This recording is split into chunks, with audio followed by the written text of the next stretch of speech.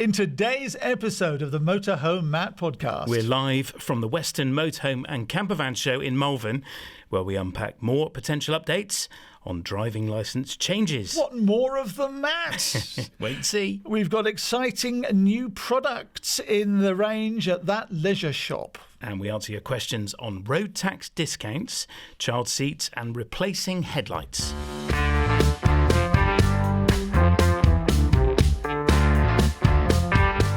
Welcome to the Motorhome Matt podcast. I'm Keith Gooden. And I'm Motorhome Matt. Industry insights, expert advice for the world of motorhomes, caravans and campervans. And it's brought to you by thatleisureshop.com. Please do. We always say, remember to subscribe on YouTube. Brought to you by arabasecreative.co.uk. And make sure you subscribe on your favourite podcast app as well. Our product of the week this week, well, it's a That Leisure Shop special. It launched with that orange label, but no picture of Motorhome Matt. The Black Streak Remover, £7.99, and some news on a discount on that. But tell us about it, Matt. Yeah, so at That Leisure Shop, we are launching a range of cleaning chemicals specific to motorhomes, campervans, caravans, boats, so all leisure products. You can actually use them on anything really that you drive. This is Black Streak Remover. Now, black streaks are very common on the sides of a motorhome or campervan and can be very annoying to get off, and this chemical is fantastic at doing just that. Spray it on, give it a slight rub, and they just disappear. And we've had these chemicals tested by a range of professional valeters, collected up their feedback, and we're getting this whole range created. This is one of the first ones to arrive, Black Streak Remover. So how do the black streaks get on there in the first place? Let's come off the roof. So the rain makes the dirt run down the sides and it stains the walls. It's really annoying. And if you don't treat it, you don't clean it off, it can really stain the paint or stain the sides of the van. Oh, can it? It can become a permanent feature.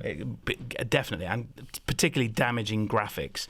And once they're damaged, the only solution then is to replace them. This stuff will clean those black streaks off. It's really, really good. So there's a special code to get a discount, isn't there? Yeah, just use the code Motorhome Matt, get 10% off. So that's not $7.99. You're going to get 79.9p, nearly 80p off, aren't you? Good maths. Yeah, thank you very much. This week, our main topic of conversation on the podcast is about driving licences. Again. Why, Matt? Yeah. Why? Well, as we've alluded to in the past, the European Parliament are reviewing the driving licence. We currently operate under the third directive of the driving licence, which was created when we were part of the EU. They are debating and negotiating on a fourth directive, which changes a number of entitlements and how the driving licence works in terms of renewal, medicals and so on. Now, this is an EU strategy. Not being part of it means we don't get affected by it. But once, if it's employed, the UK government could choose to adopt the fourth directive, and that's what I wanted to unpack. So today we're going to unpack the changes to our driving licence. The session was called Are UK Driving Licences Changing? And that's brought you all here. The answer is no. So thanks very much for coming. Yes. Not yet, but they could be. Ian was straight up and out the door. But they could be changing in Europe. So here in the UK, we operate under the third directive of the driving licence, which was an EU-issued driving licence. And then, of course, we did that B thing, Brexit, and we still have the same rules with our driving licences. Let's have a quick history lesson before we get into the meat of this. In 1968, the C1 was introduced. And then in 1980, the vehicle categories were introduced. So that was the first directive. And the categories were introduced on the grounds of safety, because there were a high number of deaths, and it was deemed it would be safer to have driver licence categories so people were driving what they had trained to drive. And then in 1991, the minimum ages were introduced. And then, of course, the motorcycle licences were introduced and started to be changed as well. And then in 2006, the periodic medical checks were introduced as well. So the DVLA can insist that you have a medical check. So that became the third driving licence directive. And that was also when, around that time, the 1997 timestamp was introduced, where if you pass your test before the 1st of January 1997, you had your grandfather rights, but anyone who passed their test after that meant they weren't given the C1, so they couldn't take their test in a Mini and go and drive a big green parcel machine, a big 7.5-ton lorry, which seems fairly sensible, really. But of course, for us as motorhomers, that's a big issue because we don't want to drive anything that big. We just want an extra 500 kilos. But to do that means we have to take a test. And then, of course, most recently, the B plus E license to tow a caravan was also removed. So there's been a recent change, which was done by the UK government, not by EU Parliament. So now you pass your test in a Mini and go out and drive a Range Rover and tow a great big hobby caravan and be a train weight of 7 tons. Seems a bit weird, doesn't it? Yet if you have a motorhome that's 4 tons, you pass your test, you can't drive it, which seems a bit bizarre to me. So there are the law is often an arse, isn't it? So Europe know this, the European Parliament are currently reviewing it, and in December 2023, it was heard back in the European Parliament to make some changes to the licence. And I'm going to go through them. I was actually logged on to the European Parliament Research Service this morning because some of this was being heard yesterday and something did change. So, what are the changes? Now, if this is passed in Europe, and this is the important bit, we're no longer part of Europe, we're not affected by this. This would be only for Europeans. But if the UK government decided to adopt what would be called the 4th directive, we could choose to adopt this, and these changes could be affecting us. We could adopt it in part, we could adopt the whole thing. Adopting the whole thing would be arguably simpler. If we adopted it in part, our Parliament would have to debate it and go through quite a drawn-out process. So one of the first changes is the driving licence would become digital. So anyone here have a photo driving licence? I'm sure you do. Some of you still have a paper licence. That could be replaced by a digital version which would be as valid on a mobile phone. And it would have a QR code. We all know what one of those is now, don't we? And it would be scanned. And it would show very quickly and very easily any penalties that you've got on your licence, any restrictions and so on, and any ban that might have been imposed in the past. At the moment, to know that, you have to go on the DVLA website and do a driver licence check. If you've ever had to do that for hiring a car or anything, you'll be familiar with it. The next change, and this is the biggie. Permission to drive a vehicle weighing up to 4,250 kilograms. Big cheer. Come on. God, I'll pack up and go if that's as enthusiastic as you are about that one. So it would mean that a B licence can drive up to 4,250. So you pass your test, and straight away you can drive 4,250. Why did the European Parliament consider that safe? Well, at the moment, you can drive 4,250 on a B licence and tow 750 kilograms as a trailer. So your train weight is 4,250, so why not have it as one car, one motorhome, one van? You can also drive a 4,250 van if it's electric. So this was already derogated into UK law earlier this year. It yet has to be ratified, but the general election got in the way. But it is now legal that you can drive an electric transit van, an e-transit, up to 4,250 kilograms because of the batteries. And so why can't you do that with a diesel or petrol car? That's the question. And so that's the big change. Some of the other changes, I'm going to read you some of these, so please bear with me. The obligation to have A and B category driving licenses, motorcycles and cars valid for 15 years, not 10, until the age of 70, the same. After that, the driving licence would be valid for 5 years upon renewal, not 3. Keep the cheering coming, come on. During which one's medical fitness to drive would be assessed more frequently. There we are, boo. More fees, yeah, that could be true. Well, that will be true. So your licence would run for 5 years, but, and it's basically the decision as to how often a medical test would have to be done would be considered by each member EU state. Now we are, well, potentially, aren't we, 4 states, whether it's a UK law or it becomes England, Scotland, Ireland and Wales, who knows?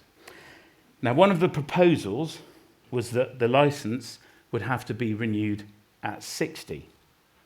Now, this was presented as a proposal to Parliament, and it was rejected, which is reason for another cheer. Some of you don't care. You're already 78. Right, another one. The possibility for the member states to administratively extend the validity of driving licences, in particular in times of crisis, as happened, for example, during the coronavirus pandemic. In addition, the proposal introduces the possibility to shorten the period of validity of the driving licence for novice drivers and whenever more frequent medical checks need to be made. So that could be any one of us.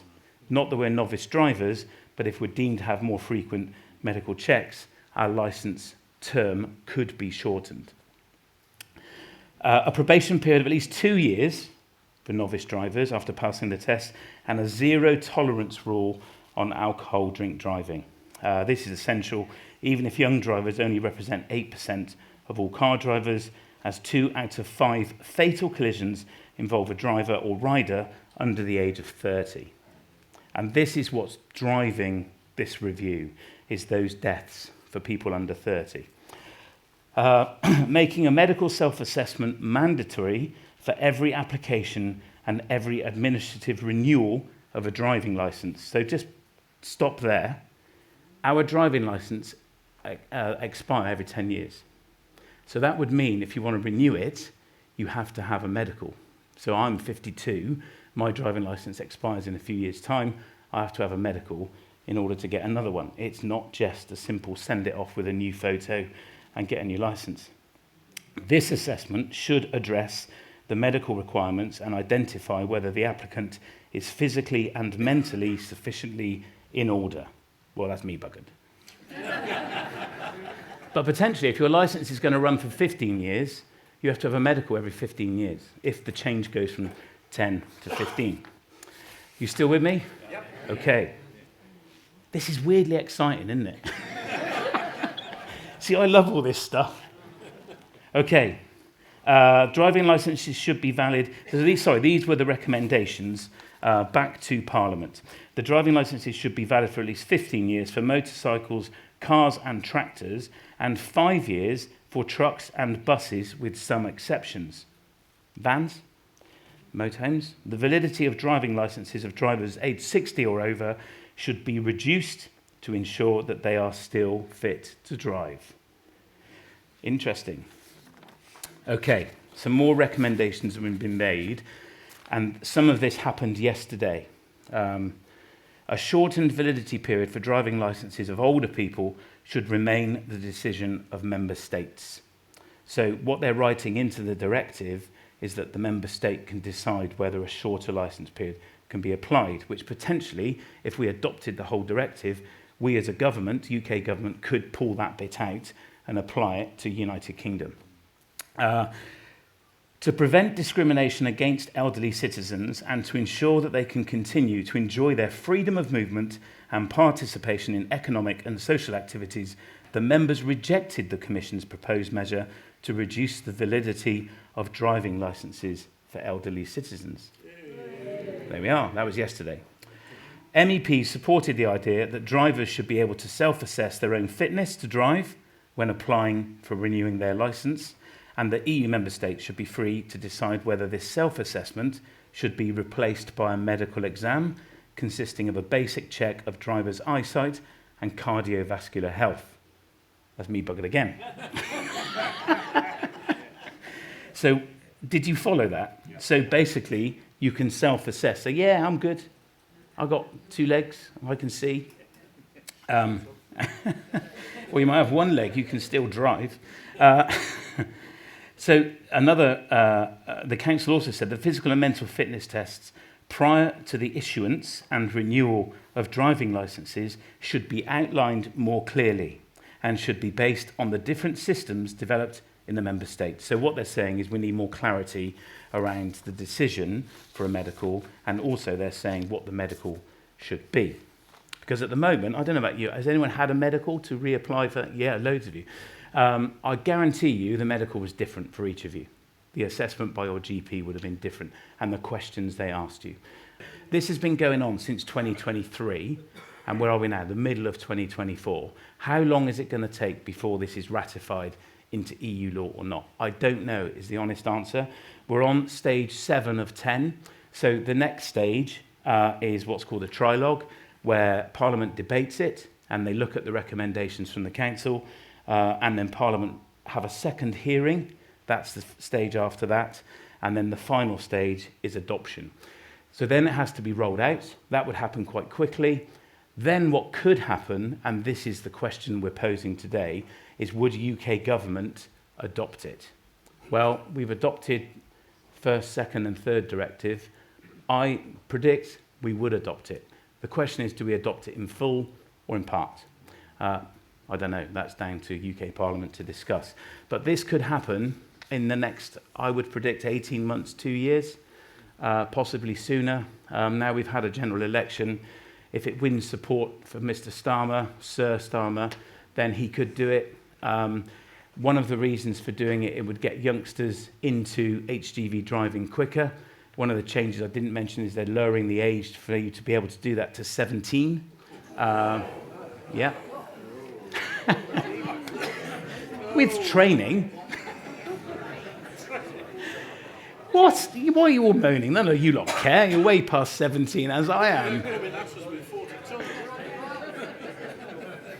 So it would mean there is a shortage of HGV drivers across all of Europe and the UK, isn't there? Which is why the B+E test was scrapped. So youngsters could get into driving heavier vehicles with training, of course. But it would mean that youngsters could drive a heavier vehicle. You can drive an electric van at 4,250. How different is it to drive a diesel one? Well, it's not really, is it? Probably safer and slower, arguably. And you can tow a trailer that's 750 kilos. That's definitely more dangerous than driving a 4,250 vehicle itself. So that's kind of the summary of where we are. And as I say, I do find this at a nerdy level quite exciting. I think if it's adopted, it would be a positive change generally, because it would mean our B licence means we could all drive 4,250. The process for upplating your motorhome from 3.5 tonne up would remain the same. There's a big change that happened last week at the DVLA. Is anybody aware of this? Yeah, somebody is. I didn't hear what you said. They got more people in. They got more. As they say at the DVLA, don't look out the window in the morning, you'll have nothing to do in the afternoon. Same at HMRC, I think. So the man at the back with a hat on, you put your hand in the air. Has it cost you money, this change? No. Okay, right. So maybe. Because you told me yesterday. Oh, yeah, I did. Darn it. So the change is, imagine this scenario. You're a 3.5 tonne motorhome and you're paying £325 a year in road tax. Is that most of us? Yeah, okay. You upplate, because you can. Your motorhome will go to 4 tonnes. So you ring up SV Tech and you give them your VIN number, or you ring up a specialist in doing upplating, and you send it all off to the DVLA, and they send you back a V5, that says 4 tonnes, and a VIN plate that says 4 tonnes. You've got another 500 kilos of payload. Happy days. The DVLA have said they are not going to reduce the road tax to £165 a year, and they will not refund you for any overpayment anymore. I'm not going to repeat what Ian just said. But it wasn't very nice. So they are going to keep you on the same taxation class as when your motorhome was first registered. On the V5, there are 2 places where they update the weight of your motorhome. There's the gross weight and the MTPLM. Now, have you heard of weight and motion sensors? You drive over the wires on the road. Yeah, there's a camera, and they're designed to catch lorries that are overweight. And those wires, they're no longer reading speed, they read the weight, and they measure each of the axles. The camera grabs the number plate, and the authorities go after the transport companies that are driving overweight, because they read the number plate, they say, oh yeah, that's 40 tonnes, it's actually weighing 47, we're going to go after that transport company and tick them off. You could be caught on one of those in a motorhome. Now, motorhomes are not being targeted for this, but you could be. They could read your axle weights, and read your number plate and write to you. They can't prosecute you, but they could write to you and tell you that you're driving that motorhome overweight. We have an episode on this called What Are WIMS? That's what they're called, weight and motion sensors. Now, what the DVLA have decided not to do is update the MTPLM. So that is the box that those ANPR cameras look at, so they see that you're 3.5 tonne. Now, if you've upplated and you're driving along and you are 4 tonnes, and you are 4 tonnes, the camera goes, hang on, it's a 3.5 tonne motorhome, it weighs 4 tonnes, send them a letter. Now, they could start prosecuting motorhomes under that guise because you are driving overweight and it's a fairly easy conviction. So the problem with the V5 is that the DVLA I can't get my words out. The problem is the DVLA have made this decision to not update that box. Means you could be caught out if you have upplated. It would also, frankly, put SVTech out of business. And they've been on the phone to me today complaining bitterly. They're raising this with their MP. They've written to the DVLA. Otherwise, what's the point in upplating? Why would you bother? There's no financial incentive anymore, other than having that extra payload. There's no financial incentive, which is quite significant per year for your road tax. So this is one to watch. Is anybody here in the process of upplating? Oh, okay. Yes, okay. You've already upped it. No. So if you had your V5 back, okay, you're fine. So presumably you're now paying less road tax. Okay. If you were to do it today, you would still be paying the 325 a year, even though you are 4 tonnes. That's quite expensive over 10 years of motorhome ownership, isn't it? So that's quite a negative change. So if you've got a question, can you put your arm up? I'm happy to try and answer them. Michael's got the microphone. No, none. Yes, we have. You were talking, there was talk about the 4.5, the 4.25 tonne uplift. So you're not, to include the 750 kilograms trailer. Can you then still tow a 750 kilogram trailer? Very good question. So I don't think the mic's on. So we talked about the 4250 uplift for the B licence. Can you still tow a 750 kilogram trailer? Yes, but you can still only be 4250. So it won't be a case that you can be a 5 tonne train weight. The proposal is 4250. There's no mention of increasing the train weight above 4250.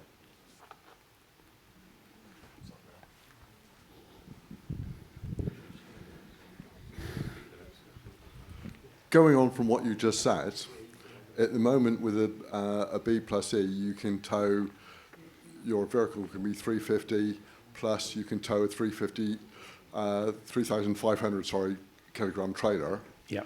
So if they uprated it to 4,250, Yeah. would you still be able to tow a 3,500 kilogram trailer, giving you a higher gross train weight? So that change in law of the B plus E is a UK change, not EU Parliament change. So that would be for UK Parliament to discuss and decide upon. I would imagine it would be a 4250 car and they would down how much you could tow to keep your train weight to 7 tonnes. It was very interesting when we did the WIMS episode. I interviewed David Whitehead, who's the Senior Technical Director for the NCC, National Caravan Council. They run and own the big show in October and February. And David's the policy writer for NCC. And I raised to him, because he said to me, if you pass your car driving test in the UK, and that means you can tow a train weight of 7 tonnes, you are not legally permitted to do that, and you're not legal when you go into the EU, because it's not recognised in the EU. And I said, really? That seems ridiculous. Now, I asked Fliss, the trailer lady, who's at the back of the room, because she's spying on me. So Fliss is a driver trainer and very qualified in this, and she clarified that that's utter balderdash, because our UK licence is valid across Europe, and we can drive whatever we want there, provided it's compliant with here. That's right, isn't it, Fliss? So it isn't true that you can't tow a big heavy caravan into France and be illegal. You are absolutely compliant because you're driving on your UK licence. Any other questions? I just wanted to touch on the medical side of it. Yes, GPs are charging £120 plus for the medical. But there are companies out there that do it cheaper. And I've been to 2 now because I have to have a licence for test track work that I do. And the first one was £50, and I met them in the back of a transit van in a lay-by. I know. I bet you did. I know. It was quite scary, and Was he wearing a mask? well, this was the interesting thing, and this is the worrying thing. Is the first one I had done in the transit van, checked my blood pressure, got me to read the eyesight chart, and stamped the signatures. And when I got back into my own vehicle, I realised that the woman had stamped a male doctor's name. Wow. So anyway, off it went, and it came back, and I managed to get my permit. I had to renew last year in March time, and this time I upgraded. I met them in a hotel room instead. It was but this is for the lorry drivers. That's why they do it. It's convenience for lorry drivers. That's why they go out into the lay-bys and the services. And this one, I had to do my eyesight check, and the bottom line just went a little bit blurry. So I just adjusted a minute, and I could read it. He signed it off, absolutely fine. And I went to work with my permit. And a few weeks later, I thought, do you know what? I'm not happy about my eyesight. And I went and got it checked, and I now need glasses for driving. Mm. Now, I'm 45, I'm in reasonably good health. So it's not a massive problem. But if there are people using these companies to get their medicals, when there is something underlying that's not being detected, that's then dangerous. Mm. Of course it is. And that's the concern. And this self-assessment, I know you're all going to shoot me down, but the medical self-assessment, that's where it's falling down, is that there are people still driving who shouldn't be for medical reasons. Yeah. And again, it's around safety on the roads, and this change would hopefully promote safety where people are unwell and they shouldn't be driving.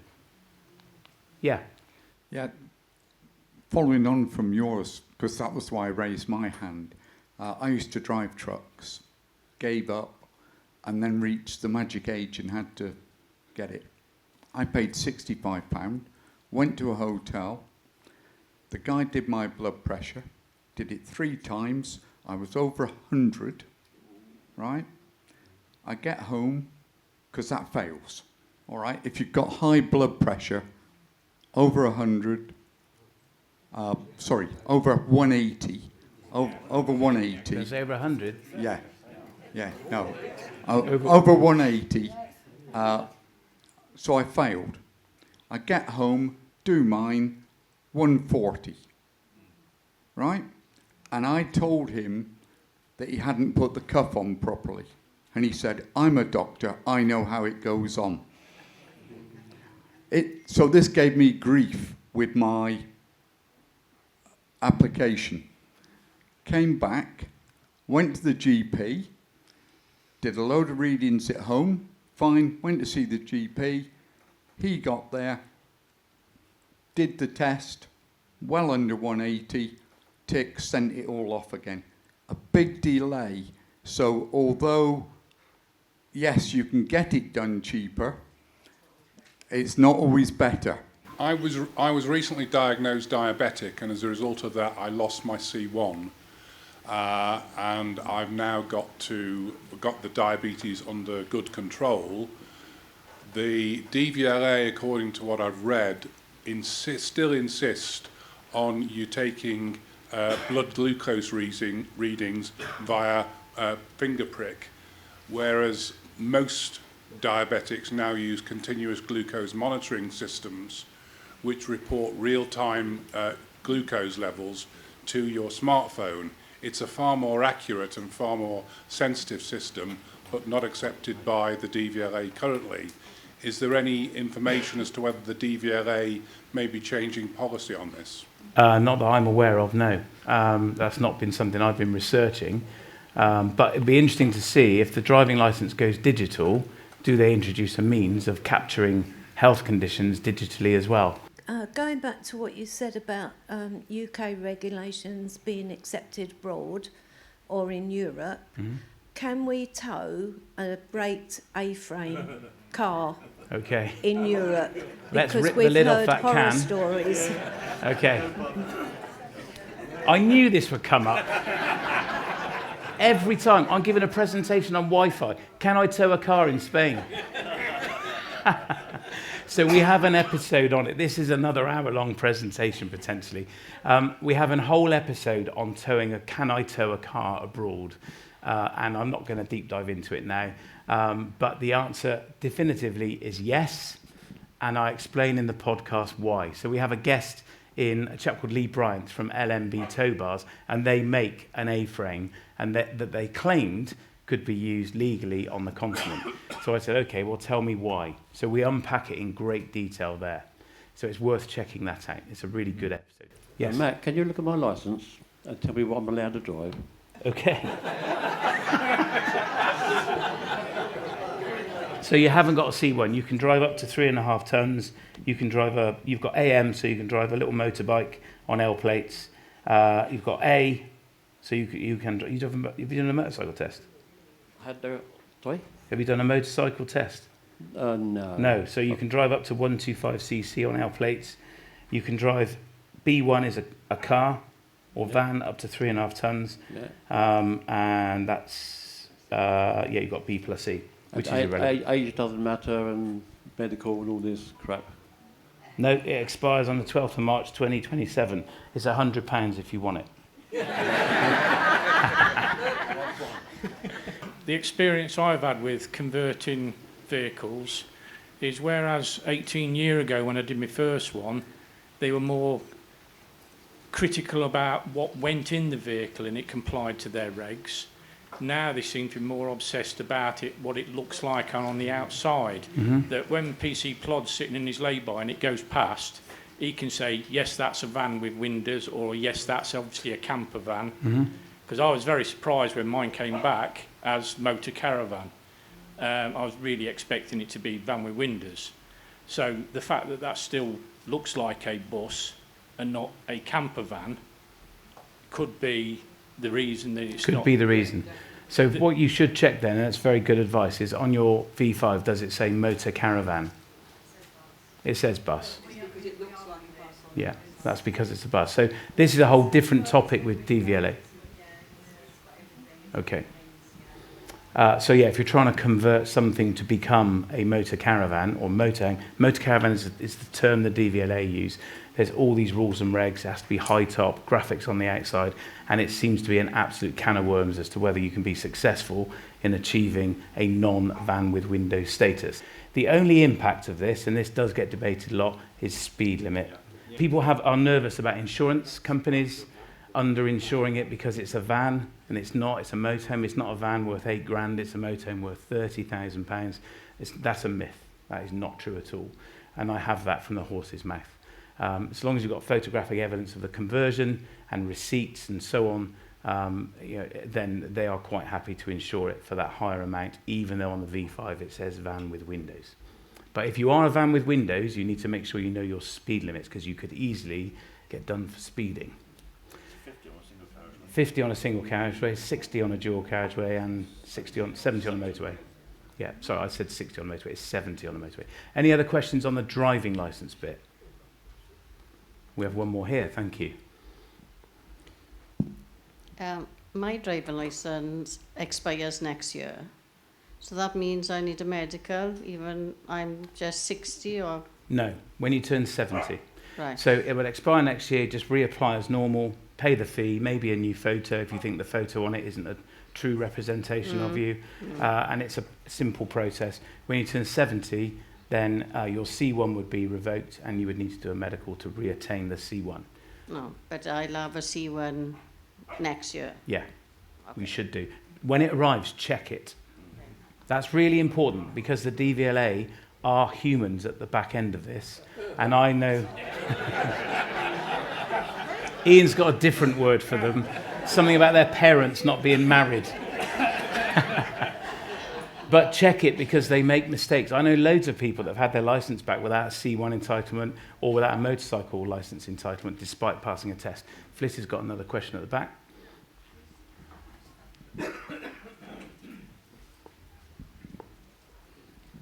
Just a top tip whenever you're dealing with the DVLA is take a photo of your photo card before you send it off, and then you've got the proof of what was on it before it went away. Very good, yeah. Because motorbikes are the classic that get dropped off at 70.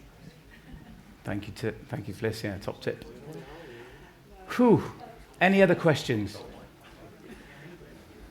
So how can you find out more then about this? I would suggest listen to the Motorhome Matt podcast, because I am following this very closely. Get Googling it as well. You can see all the facts for yourself. I don't know how long this is going to take, but it's called the Fourth Directive on the EU driving licence. That's what's being debated. And then it'll be a case of seeing whether Keir Starmer's bunch want to adopt all or any of it, but it'll be certainly one to watch. I'm following it, and I'll be reporting on it in the future. So thank you ever so much for your time. I think we've wrapped up, have we? Yep. I think that's it. Brilliant. Thank you all ever so much for coming. Was that useful? Yes. Good. Yeah, thank you. Thank you. Nice one, Matt. So how do we find out more? I would definitely stay tuned to the Motorhome Matt podcast. I'm following this really closely, trying to keep abreast of news. But if you want to Google Fourth Directive EU driving licence, then you'll find the changes there as well. It's going to take some time, I think, for the changes to be implemented in Europe. And then, of course, it would take further time for the UK government to then choose whether they're going to adopt them as well. If it's a vote winner, wins support, it will happen. I hope they do, because some of the changes are really positive. The Fourth Directive, is that like the Fifth Element or the Sixth Sense? If you want it to be. Or the Seven Samurai? It's nowhere near that exciting. It's the Motorhome Matt podcast. I'm Keith Gooden. And I'm Motorhome Matt. And it's all brought to you with thatleisureshop.com. Time for our question and answers session, where you ask the questions and Motorhome Matt, he's the expert that gives you the answers. If he doesn't know, he'll ask somebody who does. Ian Lynch is in Henfield. Morning, gents. Hey, gents. Sir. Yeah, that's what you put at the top of the toilet block, isn't it? Morning, gents. I wanted to get advice about baby/child seats in motorhomes, as me and my partner are about to become first-time parents. Congratulations, yeah, Ian. Well done. I wonder how that happened. We have an older van with no ISOFIX points on the forward-facing designated travelling seats. These also have no seat belts. Is it safe to put child seats on these seats or not? Or how are you going to secure them? Or is it time to give the van up? Many thanks. Yeah, Ian, children must be belted in. That is the rule. I know it's an older motorhome, so if it's pre-2007, then the rule is you can carry a passenger for a temporary journey. But if children are involved, if they're under 12 years old or 1.35 metres, I think it is, they have to be belted in. In France, they're not allowed to be belted in the front. They have to be belted in the back, or they cannot travel. In terms of common sense and safety, definitely don't be doing it. Never mind the law. But yeah, Ian, it's either time to leave your least favourites at home or change the van. Or put seatbelts in, but not a DIY job, taken to be professionally fitted. So that's a whole can of worms right there. Mm-hmm. So it's possible you could get seatbelts retrofitted. They have to be fitted to the chassis. You have to have the payload in the vehicle to carry those extra passengers, and you would have to probably get it investigated or inspected by VOSA or DVSA to make sure it's been done effectively and safely, and get your V5 changed to say 4 passengers, not 2. Thanks, Ian. And congratulations, by the way, from all of us here at the Motorhome Matt podcast. John Hogan's in Warrington. Hi, guys. I'm a recent convert to your channel. Well, thanks very much, John. And to motorhoming life in general, having come from a static van background. Loving your vlogs and your channel. And is very informative for us newbies. We've just taken delivery of a brand new Dreamer D68 on a manual Peugeot chassis. The headlights are the old-style halogen bulbs, and they're rubbish. John goes on to say, is it possible to have the whole headlamp cluster professionally changed over to the full LED version as found on the Fiat Ducato variant, as both vehicles come from Stellantis anyway? I understand that just simply swapping the bulbs over to LEDs is illegal here in the UK, and a potential MOT failure when the time comes. He goes on, when we ordered the van back in November 2022 after the NEC show, the dealer said the automatic Fiat Ducato variant came with a 6.8k price increase. Yeah. Is it possible to professionally swap the headlamp clusters over? Hopefully it'll be cheaper than 6.8k. Thanks for your time. Keep up the good work. So the key here is you wanted an automatic van. To get that, you had to buy a Peugeot. Yeah, and it didn't have the right headlights. It came with the cheaper headlights. Yeah. Yes, the headlight clusters are the same.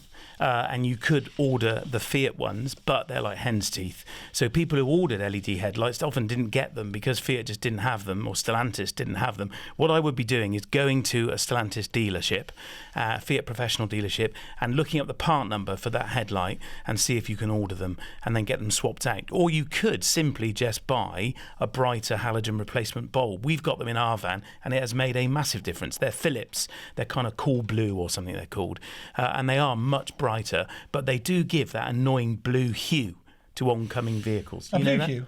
I hate it. It's horrible. And I am guilty now of having a vehicle with that blue hue. So be mindful of that. But yeah, LED headlights, retrofitting them is possible. You're right. He says it's illegal. Is it illegal? I don't know if it's illegal, but an MOT tester may not like them. They are incredibly bright. A friend of mine's got them on his van, and you can get them, and they are really, really bright, but they must dazzle oncoming vehicles. I've been a Volvo driver of cars in the past, and the great thing about them is I put together like a Lego set, and if you wanted to change the cluster, you just take the whole cluster out with the bulbs in. Can you not do that as a replacement for this? Look, on the LEDs, they're part of it. They're a fixture in it, so you'd have to change the whole headlight. But yeah, and that's what I would be doing, is contacting a main dealer. Nice one. Thanks very much for the question there, John. Much appreciated. So, Matt, we've heard some great questions today. If people do want to get in touch, how do they do it? Easily, please do. Go to mhmp.info/ask Matt. You can record your question or fill out a form and we'll read it for you. That's mhmp.info/ask Matt. And if you're looking for trusted brands and services, then make sure you visit the Motorhome Matt approved directory. That's at mhmp.info/approved. mhmp.info/approved. Yeah. And if you're listening to this and you'd like to be on the directory, then do get in touch as well, because we are building out a really useful list of useful brands, products and services that I can endorse for you, the listener. So yeah, do get in touch if you're interested in being part of that. How do people subscribe? We would love it if you did on YouTube. You head there and click the little subscribe button and the bell, and that's brought to you by arabasecreative.co.uk.